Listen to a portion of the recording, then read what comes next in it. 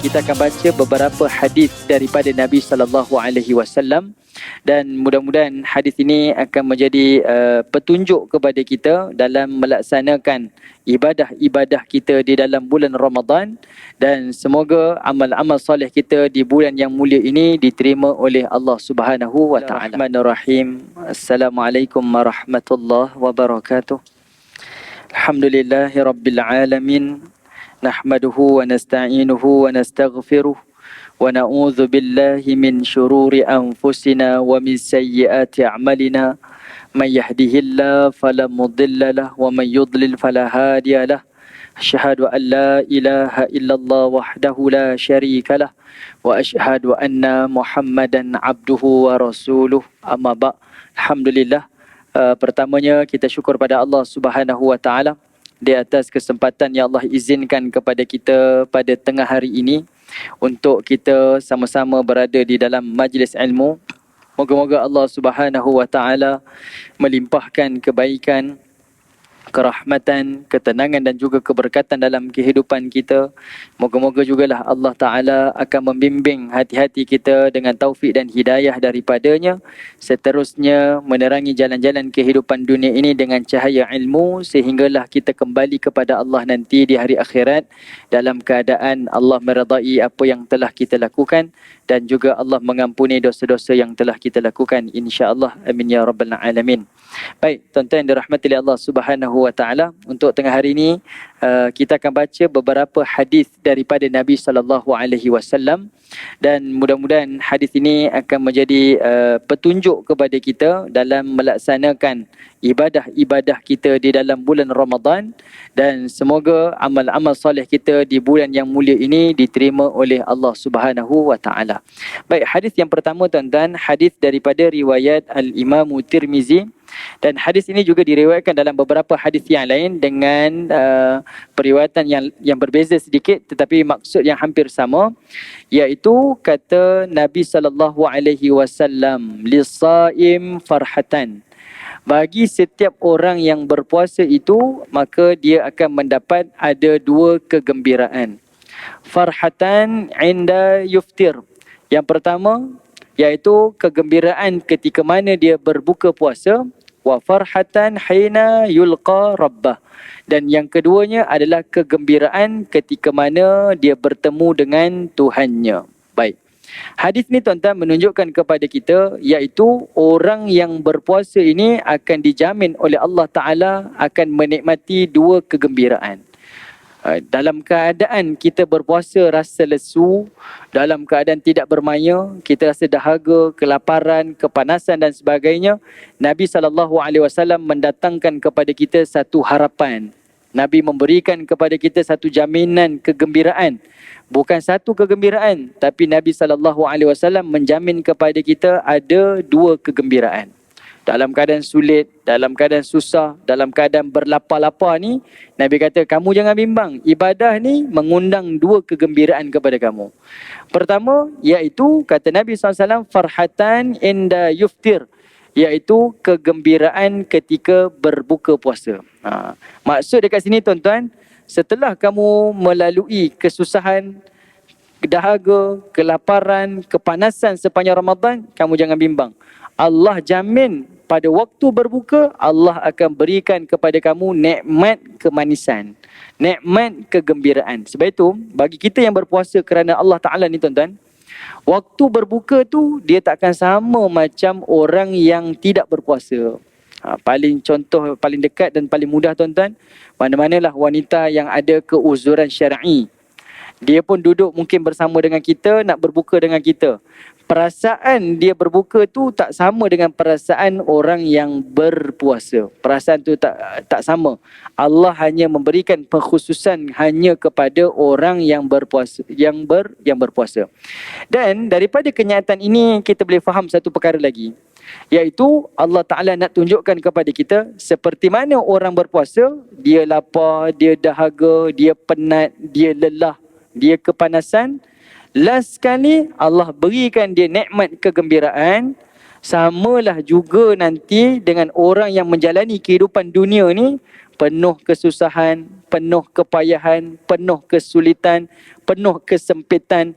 Selagi mana dia mengalami susah demi susah ni, dengan kerana dia memperhambakan diri pada Allah. Benda ni susah tuan-tuan. Kita nak kaya senang je. Boleh menipu, boleh ambil rasuah, boleh jual benda yang haram, boleh buat benda yang haram. Tapi dia tinggalkan, dia sanggup hadapi kesusahan demi untuk memperhambakan diri pada Allah. Allah jamin penghujung tu nanti Allah akan berikan kegembiraan. Allah mesti akan berikan kenikmatan. Allah mesti akan memberikan kepadanya kesukaan. Ini adalah jaminan daripada Allah Ta'ala. Dan yang keduanya, kegembiraan bagi orang yang berbuka adalah kegembiraan di hari akhirat. Wa farhatan hina yulqa rabbah. Iaitu kegembiraan ketika bertemu dengan Tuhannya. Di hari akhirat nanti tuan-tuan, manusia akan gembira bertemu dengan Tuhannya adalah kerana amal-amal ibadah puasa yang kita lakukan ini akan memberikan ganjaran pahala dalam bentuk surprise. Okay, ganjaran pahala yang kita tak sangka-sangka. Dan yang Allah jamin pada kita, pahalanya itu pasti akan menggembirakan kamu. Kenapa tuan-tuan? Dalam satu hadis yang sahih, Nabi SAW menyebutkan, kata Nabi SAW, as-sawmuli, ibadah puasa ini special, dia khusus untuk aku, kata Allah. Wa ana ajzibih, dan akulah satu-satunya Tuhan yang akan mengganjari pahala pada orang yang berpuasa tu. Kenapa ibadah puasa ni jadi special? Sebab ibadah puasa dia tak sama dengan ibadah yang lain. Ibadah puasa dia tak sama dengan ibadah lain. Ibadah lain tuan-tuan, kita solat baru dikira solat. Tuan-tuan keluarkan harta berzakat, baru dikatakan berzakat. Tuan-tuan korbankan masa, korbankan tenaga untuk berhaji umrah, baru dipanggil haji umrah. Tuan-tuan membaca ayat-ayat suci Al-Quran, baru dipanggil membaca Al-Quran.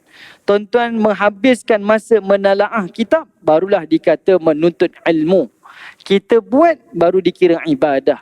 Tapi tidak pada ibadah puasa. Ibadah puasa kita tak buat apa-apa tuan-tuan. Solat dulu baru dipanggil solat. Zakat dulu baru dipanggil zakat. Tapi ibadah puasa apa yang tuan-tuan buat? Puasa ni special sebab kita meninggalkan apa yang Allah larang, itulah puasa. Ibadah lain, apa yang Allah perintah, ibadah. Tapi puasa, apa yang Allah larang, dia ibadah. Itu namanya adalah puasa. Puasa ni sebab kita meninggalkan apa yang Allah larang. Di rumah kita ada makanan tak tuan-tuan? Ada. Tapi saya tak makan kerana ni perintah Tuhan. Itulah puasa. Di rumah saya ada minum tak? Ada. Saya tak minum kerana itu perintah Tuhan. Itulah namanya puasa. Di rumah kita ada isteri, ada suami, ada tak? Ada. Saya tinggalkan kerana syahwat ni adalah kerana perintah Tuhan. Itulah namanya puasa. Sebab itu as-sawmuli, puasa itu untuk aku. Dia special sebab dia kita tinggalkan kerana Allah Subhanahu wa taala. Dan pada ibadah puasa, dia tak sama dengan ibadah lain sebab pada ibadah lain disebutkan ganjarannya secara khusus. Siapa yang melaksanakan ibadah umrah, satu umrah ke satu umrah, Allah berikan ganjaran pengampunan. Ibadah haji, siapa yang melaksanakan ibadah haji mabrur, dia dapat syurga Allah. Sesiapa yang membaca Quran satu huruf, 10 hasanah, dia dapatlah 10 hasanah satu huruf. Sesiapa yang mendirikan solat berjamaah, dia akan dilipat gandakan 27 kali ganda. Semuanya disebut ukuran dia, tetapi tidak pada ibadah puasa. Ibadah puasa tidak ada ganjaran yang khusus. Sebab apa tuan-tuan? Sebab Allah nak bagi tahu, kalau kamu berpuasa ini meninggalkan apa yang Allah larang kerana perintah Allah, kamu buat sungguh-sungguh dan Allah benar-benar redha dengan apa yang kita buat. Betul-betul Allah Ta'ala redha dengan puasa kita tuan-tuan. Kalau Allah kata syurga, syurga untuk tuan-tuan. Kalau Allah kata pengampunan, pengampunan untuk tuan-tuan. Kalau Allah kata ini adalah perlindungan daripada api neraka, perlindunganlah untuk api neraka. Maksudnya dia tidak ada ganjaran khusus. Dia ganjaran yang mutlak datang daripada Allah. Dia berkonsepkan ganjaran itu surprise. Dia berdasarkan kepada apa yang kita lakukan. Sebab itu, bila kita berpuasa ni tuan-tuan, tinggal sesuatu sungguh-sungguh. Supaya ibadah tu Allah betul-betul redha dan Allah betul-betul suka. Dan Allah lah yang paling berhak untuk memberikan ganjaran berdasarkan dengan apa yang telah kita lakukan. Sebab itu Allah jamin. Seperti mana kamu gembira ketika berbuka, dapat makan balik, kembali pada fitrah balik. Maka seperti itulah kamu nanti bertemu dengan Tuhan, kamu akan happy melihat ganjaran-ganjaran ibadah puasa yang kamu lakukan. Sebab dia tak tahu apa ganjaran yang kamu akan dapat. Tetapi dia melebihi daripada ganjaran-ganjaran yang lain. Ini adalah satu hadis daripada Nabi SAW. Adalah sebagai satu galakan yang menuntut kepada kesabaran bagi orang yang berpuasa. Sabar banyak-banyak dengan cuaca yang sangat panas. Dengan kita menahan lapar, menahan dahaga, menahan marah, menahan diri daripada melakukan perkara-perkara maksiat. Ingat, Allah beri kita jaminan 2 kali ganda kebaikan. Dunia dapat, akhirat pun dapat. Okey, ini hadis yang pertama.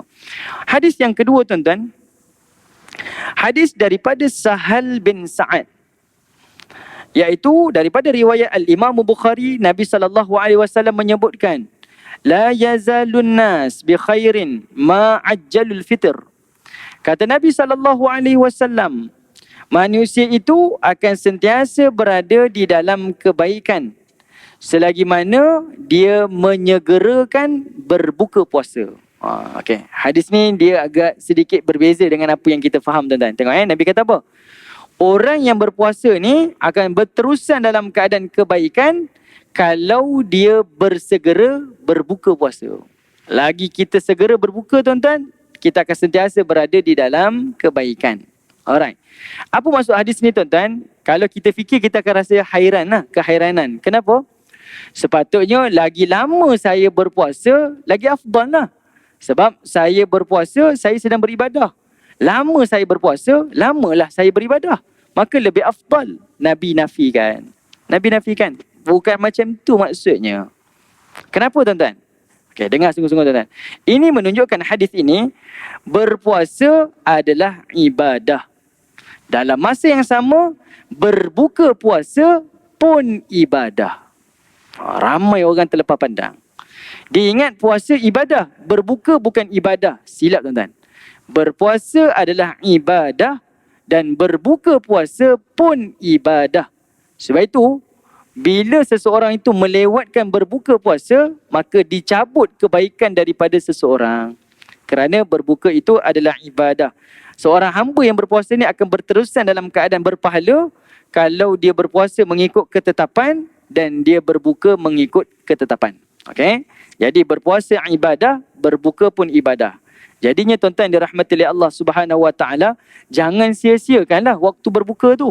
Sebab ia adalah waktu ibadah yang kita kalau buat mengikut ketepatan yang ditetapkan, tuan-tuan akan dapat ganjaran berbuka puasa. Orang lain buka dapat makan. Kita berbuka dapat makan, dapat pahala. Okay, yang mana lagi untung tuan-tuan? Sudah tentulah yang kedua lebih untung. Sebab kita dapat makan dan kita dapat pahala. Macam mana nak dapat ni tuan-tuan? Okey, ni kita bincang. Okey, hadis ni pertama menunjukkan kepada kita berpuasa ibadah, berbuka pun ibadah. Hadis yang kedua pula tuan-tuan, hadis ni menunjukkan kepada kita setiap ibadah ni dia tak mengikut pada logik akal. Ibadah ni dia tak ikut logik akal. Sebab logik akal kita, saya berpuasa lama lagi afdal. Sebab itu isteri-isteri kita kalau dia masak, tengah-tengah masak ni azan pula. Tak apa, makan dulu. Mak lepas masak mak makan. Sebab dia kata lagi lama saya dalam keadaan berpuasa lagi afdal. Tak. Ibadah ni bukan dikira mengikut logik. Dia dikira jangan berselisih dengan Nabi. Apa yang Nabi buat, itulah ibadah. Apa yang berselisih dengan Nabi, itu bukan ibadah. Ini dalam hal yang kecil tuan-tuan. Dalam hal yang besar sama juga. Dalam hal perkahwinan, dalam hal dalam hal hukum hakam, dalam hal ibadah, dalam hal yang lain. Semuanya kena mengikut apa yang ditetapkan oleh baginda Nabi, baru dipanggil ibadah. Okay? Selain yang berselisih dengan Nabi, maka tidak dikira sebagai ibadah. Yang ketiga pula tuan-tuan, bila kita faham berbuka puasa ni adalah ibadah, maka tidak ada lagi istilah orang yang berbuka ni, dia pun kata, okey, saya dah buka, khalas. Dia cuci tangan tuan-tuan, dah boleh makan, dah boleh minum, saya enjoy lah. Malam ni kita kembali buat maksiat. No tuan-tuan, tidak. Sebab dia tahu, berbuka adalah ibadah. Saya masih lagi berterusan dalam kebaikan. Kadang-kadang kita tengok orang ni dia beribadah siang je tuan-tuan. Malam dia tak beribadah dah. Sebab dia kata ibadah tu waktu puasa. Waktu tak puasa bukan ibadah. Tidak. Okay. Waktu berbuka adalah lanjutan ibadah pada waktu malam. Waktu berbuka ni adalah lanjutan ibadah pada waktu malam. Okey. Sekarang tuan-tuan, kita tengok. Macam mana saya nak jadikan berbuka puasa saya ni ibadah? Saya sebutkan tadi tuan-tuan, dia mestilah disandarkan kepada Nabi SAW. Kita tak ada pilihan tuan-tuan. Mesti sandar pada Nabi. Apa yang Nabi buat tuan-tuan ketika berbuka? Pertama, iaitu setiap orang yang berpuasa, dia mesti tahu waktu bila dia berbuka puasa. Azan maghrib tu dia mesti tahu tuan-tuan. Kadang-kadang kita tak berapa cakna tuan-tuan. Kenapa? Saya azan, sayanya waktu berbuka ikut azan TV. Saya punya azan maghrib saya ikut waktu radio. Saya punya azan maghrib ikut waktu masjid surau saya tuan-tuan. Kita kena ingat tuan-tuan, azan di TV ke, di radio ke, di masjid surau tuan-tuan, ini semuanya bawa kawalan manusia. Dan kawalan manusia ni semua terdedah dengan kecuaian. Buat dia azan awal tuan-tuan. Buat azan awal, dulu ada kes kan? Azan awal. Apa fatwa daripada majlis mufti tuan-tuan? Mufti negeri sebut apa? Saya tak sebutlah negeri mana. Mufti kata apa? Wajib diqadak balik. Saya ni teranaya ni. Yang salah tu DJ radio, saya pula kena qada. Kena qada. Kenapa? Sebab syarat kamu kena tahu bila azan. Itu kita kena tanggungjawab kita tuan-tuan. Kita tak rasa penting sebab kita duduk di Malaysia. Cuba kalau tuan-tuan duduk di luar negara. Tuan-tuan duduk di Eropah, tuan-tuan duduk di Afrika yang tak dengar azan tuan-tuan. Waktu itulah barulah kita tahu betapa pentingnya syarat ni. Sebab semua orang kena tahu bila waktunya azan. Bila di surau tak azan, kita tahu sebab dia makan dulu. Tak apalah, saya dah makan dah. Sebab saya tahu setiap waktu kita tak sama kerana kita di Selangor saja berbeza zon tuan-tuan. Zon kita tak sama dan jadualnya pun tak sama. Kadang beza seminit, lewat seminit. Kadang-kadang kita assume-nya, saya Selangor ni semua sewaktu dengan Kuala Lumpur. Azan dekat TV tu azan Kuala Lumpur, kita pun ikut azan Kuala Lumpur tuan-tuan. Tak boleh juga. Kita kena tahu bila masuknya. Kerana apa tuan-tuan? Hikmah dia. Sebab ini mengajar kepada kita time management, pengurusan masa. Agama ni mengajar kepada kita pengurusan masa. Kalau sebulan memang terlatih jaga azan subuh, jaga azan maghrib, jaga azan subuh, jaga azan maghrib tuan-tuan. Mudah-mudahan dia menjadi rutin, menjadi budaya dalam sifat orang mukmin. Tuan-tuan pergi negara maju tuan-tuan. Mana negara maju yang ada kelewatan masa? Sebab menjadi sifat kepada negara maju ni, selain kebersihan adalah ketepatan waktu. Sepatutnya orang mukmin mesti ada ketepatan waktu. Sebab kita hari-hari dididik dengan ketepatan waktu. Hari-hari tuan-tuan. Dan sehari itu latihan kita pada setiap kali 5 solat fardu. Ada ketepatan waktu tuan-tuan. Kita dididik tuan-tuan. Tapi kitalah yang paling banyak tak menepati waktu. Ini satu kerugian lah. Dan satu perkara yang malang bagi orang-orang yang beriman kepada Allah dan juga Rasul. Ni hikmah dia. Kenapa Allah Subhanahu Wa Taala sangat menetapkan perkara ni. Okey, pertama kita kena tahu tuan-tuan, cakna lah. Dan bila kita tahu, contohlah kita berada di Subang Jaya azan 7.23 misal lah. Saya tak tahu tuan-tuan, saya di Kuala Selangor 7.23. Kita ambil masa 5 minit, 10 minit sebelum azan ni tuan-tuan, semua get ready dah, duduk di tempat. Di hadapan hidangan dan mula angkat tangan berdoa. Kita didik diri kita, keluarga kita. Ambil waktu itu, peluang itu untuk berbanyak berdoa kepada Allah. Sebab dia adalah waktu yang sangat terbaik. Ini urus masa tuan-tuan. Ambil peluang waktu tersebut. Ini yang dianjurkan di dalam agama. Okey, kedua. Macam mana lagi Nabi berbuka puasa tuan-tuan? Yang kedua, iaitu Nabi SAW diceritakan oleh Anas bin Malik. Nabi tidak akan solat maghrib melainkan Nabi SAW akan mendahului makan rutab. Rutab, iaitu kurma yang basah.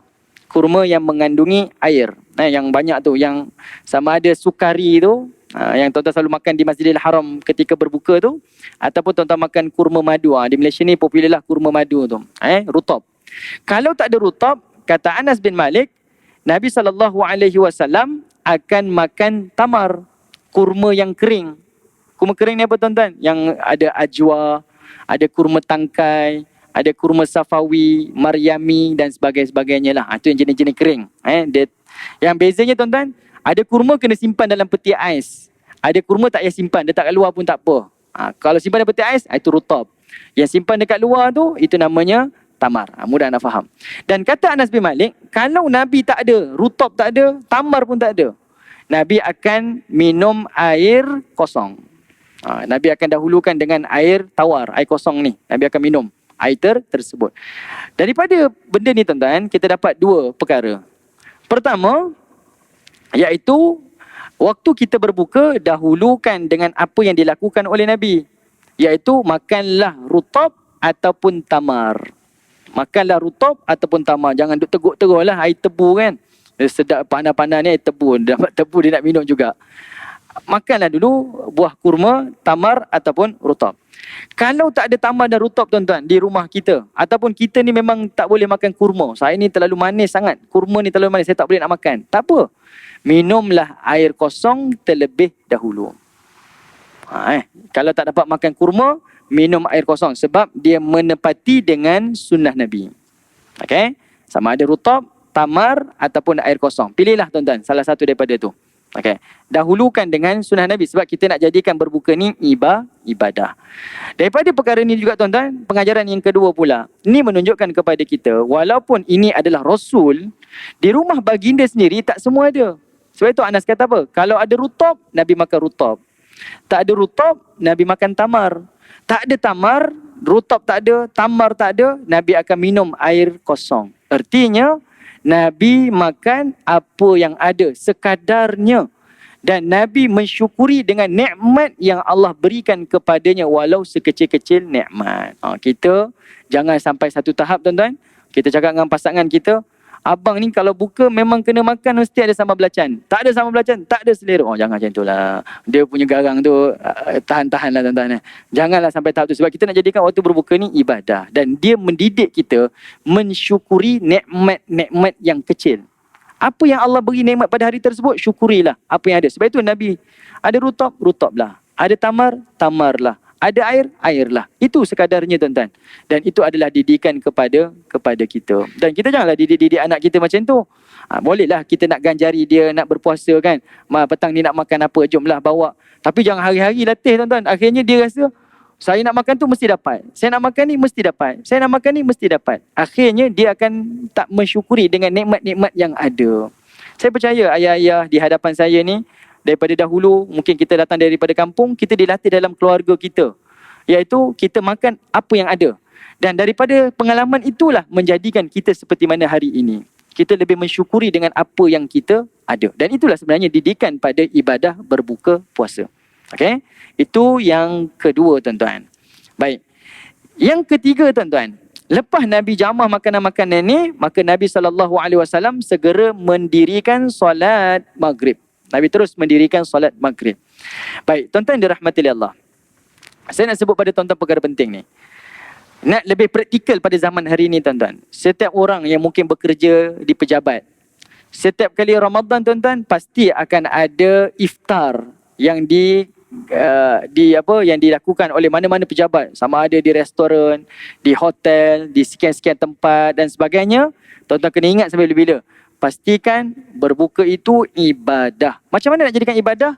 Bila sebut ibadah tuan-tuan, perkara yang paling utama sekali, jangan ada pembaziran. Ibadah kan tuan-tuan? Jadi bila sebut ibadah, jangan ada pembaziran. Ingat, iftar ataupun kita kata berbuka ni, iftar, dia datang daripada perkataan fitrah. Sebab tu panggil iftar, kita sebut iftar. Iftar, yuftir. Ni adalah datang daripada perkataan fitrah. Apa maksud fitrah? Waktu berbuka tu, kita hanya dibenarkan kembali pada fitrah. Tubuh kita perlu makan, makan saja tuan-tuan. Tubuh kita perlu minum, minum saja tuan-tuan. Tubuh kita perlu pada syahwat, syahwat saja tuan-tuan. Bukan melampaui batas. Itu bukan fitrah. Melampaui batas bukan fitrah. Kita makan berlebihan, itu melampaui batas. Minum berlebihan, itu melampaui batas. Kita kembali melakukan maksiat, itu melampaui batas. Sebab itu saya katakan tadi, berbuka tu dia still kita masih lagi ibadah. Sebab itu dia ajar bersegera. Sebab itu dia ajarkan tata cara ni supaya orang tak ingat malam yang bukan ibadah. Saya boleh tengok TV, saya boleh tengok itu, saya boleh buat ini, buat ni. Tidak. Malam adalah ibadah. Okey? Kita hanya kembali kepada fitrah yang diizinkan oleh Allah Subhanahu wa taala. Okey. Yang pertama tadi, yang keempat ni, jangan ada pembaziran. Sebab ibadah ni tidak akan ada pembaziran. Jadi berpada-pada tuan-tuan. Yang kelima, jangan ada hiburan. Agak canggung tuan-tuan, bila kita beribadah ada hiburan. Sekarang ni dah jadi trend tuan-tuan, bila kita buat event berbuka ni mesti ada hiburan. Kalau tak ada hiburan, tak ada orang datang berbuka. Tuan-tuan, buka ni ibadah. Boleh ke saya kata pada tuan-tuan, tak ada orang datang sembahyang Zuhur ni, kita kena buat lagu sikit kot, biar orang datang, orang suka datang sembahyang Zuhur ni sebab ada lagu. Tak boleh tuan-tuan, tuan-tuan akan tak setuju dengan saya. Macam tu dengan berbuka puasa. Macam tu dengan berbuka puasa tuan-tuan. Tapi hari ni orang tak nampak, sebab orang tak rasa yang berbuka itu ibadah. Kalau di rumah kita tuan-tuan, waktu berbuka, please tutup TV, tutup radio, tutup semua telefon bimbit. Ini waktu ibadah. Doa sungguh-sungguh dan nikmati makanan sungguh-sungguh. Bahkan Allah Ta'ala perintah dalam surah Abasa, falyanzuril insanu ila ta'amih, kata Allah. Perhatikanlah wahai manusia, makanan-makanan yang kamu makan itu perintah daripada Tuhan tuan-tuan. Tuan-tuan boleh tengok. Lepas tu Allah sebut tentang nikmat-nikmat tentang makanan. Kita hari ni tuan-tuan makan, kita tak menikmati makanan. Sambil makan, sambil tengok telefon. Sambil makan, sambil kita dengar lagu-lagu tuan-tuan. Akhirnya, kita tak rasa. Nasi yang saya makan ni adalah air hujan yang Allah turun. Ikan yang saya makan ni adalah haiwan yang Allah hidupkan. Ayam yang saya makan ni, haiwan yang Allah Ta'ala ciptakan. Kita tak rasa pun ia datang daripada Tuhan. Kita makan, kita tak ingat Tuhan. Tapi Allah ajar kita, kamu makan, kamu ingat Tuhan. Jadi sebab itu tuan-tuan, waktu berbuka tu tutup apa-apa yang mendatangkan hiburan-hiburan ni, tutup. Sebab ibadah tidak ada langsung dengan hiburan. Okay? Jadi kalau kita pergi ke event-event berbuka puasa ni tuan-tuan, kalaulah kita organizer, janganlah buat tuan-tuan. Jangan buatlah tuan-tuan. Kalau nak buat sangat, tuan-tuan buat lebih awal lah. Jangan duduk dalam ruangan ibadah ni. Okay? Nak buat sangat, buatlah di luar waktu tu pula. Selepas tu pula. Jangan ambil. Kadang-kadang waktu berbuka tu, waktu tu lah hiburan. Yang solat maghrib sendiri-sendiri, solat isyak sendiri-sendiri. Mana yang wajib, mana yang harus ni tuan-tuan. Kita nak jadikan ini ibadah kan tuan-tuan. Jadi pastikan perkara itu kita sendiri yang titik beratkan. Kita sendiri yang ada demand pada benda tu tuan-tuan. Baru organizer tahu, oh benda ni boleh, benda ni tak boleh. Okey, baik tuan-tuan yang dirahmati oleh Allah Subhanahu Wa Taala. Yang kelima, jangan ada hiburan-hiburan pada waktu tersebut. Dan yang keenamnya tuan-tuan, iaitu pastikan tidak ada kelalaian pada ibadah berbuka puasa. Tidak ada kelalaian. Apa maksud kelalaian ni tuan-tuan? Kalau kita pergi event hari ni, kadang-kadang makanan sahaja ralit tuan-tuan. Ini stesen pencuci mulut. Ini stesen mimi saja. Ini stesen kambing-kambing. Makan saja ambil masa tuan-tuan. Makan ni sikit, makan ni sikit, makan ni sikit. Makan je jadi ralit dah tuan-tuan. Cubalah. Kita pastikan jangan sampai kita lalai dalam beribadah ini dengan makanan-makanan tersebut. Apatah lagi kita lalai ni sampai tak ingat Tuhan. Makan sampai penuh perut, tak solat. Kita makan sampai memudaratkan. Kita makan sampai melekakan. Dia tak jadi ibadah dah. Sebab itu kalau kita tengok tuan-tuan, kenapa dunia Islam hari ini masuk ke negara-negara Islam tuan-tuan, Ramadan sampahnya berganda-ganda daripada sampah sebelum Ramadan. Sebab kita salah faham. Kita ingat Ramadan pesta makanan. Silap lah tuan-tuan. Ramadan adalah pesta ibadah.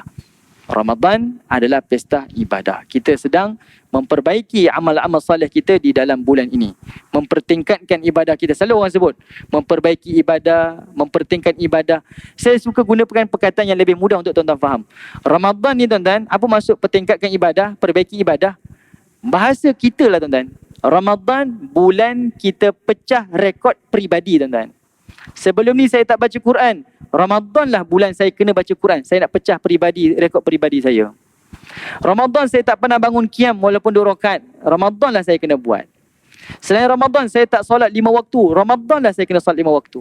Ramadan saya tak pernah solat jamaah. Ramadan lah saya kena buat solat jamaah. Kita pecah rekod peribadi. Itulah cara dan maksud saya memperbaiki amal saya. Saya sedang mempertekadkan kebaikan saya. Sebab kita bersaing bukan dengan orang. Kita bersaing dengan diri kita sendiri. Kita sedang memecahkan rekod peribadi amal-amal yang kita lakukan. Saya tak pernah sedekah. Ramadan saya kena sedekah. Tak suruh paksa banyak-banyak tuan-tuan. Tapi kita tahu, kita pernah buat yang macam mana, yang paling baik. Dan Ramadan saya kena buat lebih baik. Pecah rekod yang sedia ada. Jelas tuan-tuan? Okey, baik. Ini antaralah yang disebutkan di dalam agama kita. Okey, baik. Tuan-tuan yang dirahmati oleh Allah Subhanahu wa taala. Yang berikutnya tuan-tuan, kita ada masa lagi ke? Kita azam ke apa ni? Okey, ada masa dalam 4 minit lagi tuan-tuan. Okey, yang keempat tuan-tuan, hadis yang ketiga. Hadis yang ketiga tuan-tuan, Nabi SAW menyebutkan melalui jalur Abu Hurairah radhiyallahu an daripada riwayat Al-Imam Bukhari dan Al-Imam Muslim. Diriwayatkan dalam 2 kitab sahihain, iaitu kata Nabi SAW, as-siyamu junnah fala yarfuth wala yajhal. Ni kena faham tuan-tuan. Kata Nabi SAW, puasa itu adalah perisai. Ramai kalangan kita tuan-tuan, dia puasa hanya tahan lapar, tahan dahaga, tak makan dan tak minum. Yang puasa tak makan dan tak minum tuan-tuan, inilah yang Nabi kata apa? Ramai kalangan yang berpuasa tapi yang dia dapat hanya lapar dan juga dahaga. Nabi SAW memberi maksud yang lebih jelas. Kata Nabi SAW, as-siyamu junnah, puasa itu adalah perisai. Puasa adalah shield tuan-tuan, perisai. Perisai kepada individu yang berpuasa. Fala yarfuth, dia tak akan sebut benda maki hamun. Dia tak akan sebut benda yang celupa. Dia tak akan sebut benda-benda yang mencarut daripada mulut dia. Wala yajhal, dan dia tidak membodohkan orang dengan perbuatan dia. Maksudnya Nabi beri maksud, orang yang berpuasa ni, dia tak akan gunakan lidah dia, pertuturan dia, dan dia gunakan tangan dia, perbuatan dia melakukan dosa. Artinya tuan-tuan, nak capai maksud puasa yang sebenar, puasa mata jangan tengok benda yang haram. Selagi mana kita hanya berpuasa tengok benda yang haram tuan-tuan, masih lagi belum tercapai maksud puasa. Puasa telinga jangan dengar benda yang haram. Puasa mulut jangan sebut benda yang haram. Puasa tangan jangan pegang benda yang haram. Kadang-kadang kita pun jadi hairan. Orang berpuasa tuan-tuan, waktu berbuka, waktu dia nak shopping baju raya, pegang tangan girlfriend, boyfriend. Mana junnahnya tuan-tuan? Mana perisainya? Sebab puasa adalah menahan diri jangan melakukan kemaksiatan kepada Allah. Ni latihan sebulan tuan-tuan, latihan. Kalau sebulan ni kamu berjaya latih ni, insya-Allah lah kamu akan boleh pergi lebih jauh. Sebab itu, antara menahan syahwat ni tuan-tuan, mengurangkan rasa syahwat ni adalah pada ibadah puasa. Sebab dia menghalang diri kita. Kita menahan diri kita daripada perkara yang Allah larang. Puasa tangan, kaki, kemaluan kita, perut kita, syahwat kita, dan segala apa panca indera kita tuan-tuan, jangan melakukan perkara yang haram. Barulah tercapai maksud definisi as-siyam. Barulah tercapai maksud definisi as-siyam. Jadi, kalau kita masih lagi melakukan dosa dan maksiat, belumlah tercapai maksud as-siyam. Jadi tuan-tuan, kita bermujahadalah, berjihad dengan kemampuan masing-masing. Saya nak jadi lebih baik, saya tahu apa yang perlu saya lakukan. Jadi perkara-perkara ni saya kena tinggalkan. Kalau kita terjerumus tuan-tuan, kawan pergi pejabat memang nak umpat orang je, contohlah. Saya tak sangka buruk dengan orang lah, tapi nak cerita juga orang tuan-tuan. Nak cerita juga. Kalau kita dah terjoin, jihadlah tuan-tuan. Maksudnya tinggalkanlah serta-merta dan teruskan lagi perjuangan kita, mujahadah untuk tak mengulangi lagi. Kadang-kadang bila dah terbuat tu, dah terbuat, nak macam mana? Buat lagi lah. Itu yang silapnya. Terbuat, lalu kita tinggalkan dan terus bersegera untuk berjihad, melakukan perkara yang lebih baik. Kenapa tuan-tuan? Okey, last sekali tuan-tuan, saya tutup dekat sini tuan-tuan. Ramai orang ingat ibadah ni hanya melakukan sesuatu ibadah. Tapi jangan lupa tuan-tuan, meninggalkan perkara yang Allah larang pun adalah ibadah. Tak mampu buat baik tuan-tuan, jangan buat maksiat. Sebab meninggalkan maksiat adalah ibadah di sisi Allah Subhanahu wa taala. Baik, saya minta maaf tuan-tuan tak dapat selesaikan hadis ini. Hadis ini sangat menarik untuk perbincangan, tapi insya-Allah lah kalau ada kesempatan yang lain, wallahu taala a'lam. Assalamualaikum warahmatullahi wabarakatuh.